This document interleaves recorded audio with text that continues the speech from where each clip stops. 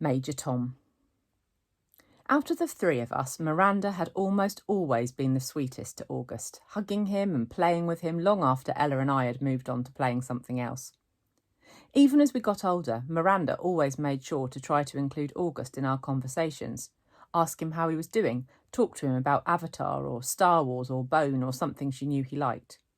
It was Miranda who had given Augie the astronaut helmet he wore practically every day of the year when he was 5 or 6.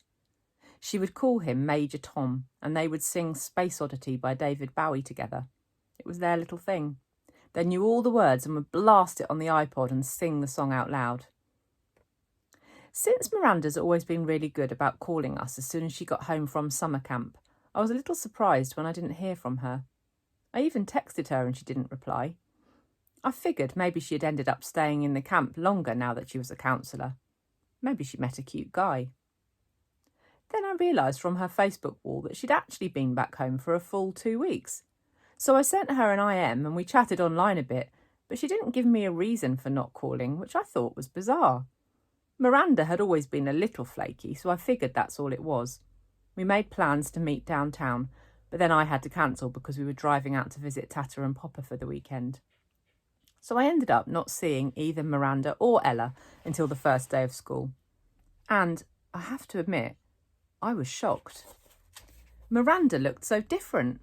Her hair was cut in this super cute bob that she dyed bright pink of all things, and she was wearing a striped tube top that A, seemed way inappropriate for school, and B, was totally not her usual style. Miranda had always been such a prude about clothes, and here she was all pink-haired and tube-topped.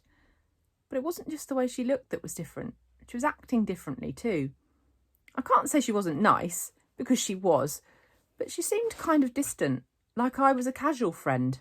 It was the weirdest thing in the world. At lunch, the three of us sat together like we always used to, but the dynamics had shifted. It was obvious to me that Ella and Miranda had gotten together a few times during the summer without me, though they never actually said that. I pretended not to be at all upset while we talked, though I could feel my face getting hot, my smile being fake. Although Ella wasn't as over the top as Miranda, I noticed a change in her usual style too.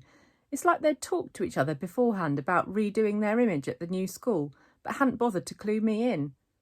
I admit, I had always thought I was above this kind of typical teenage pettiness, but I felt a lump in my throat throughout lunch. My voice quavered as I said, "See you later," when the bell rang.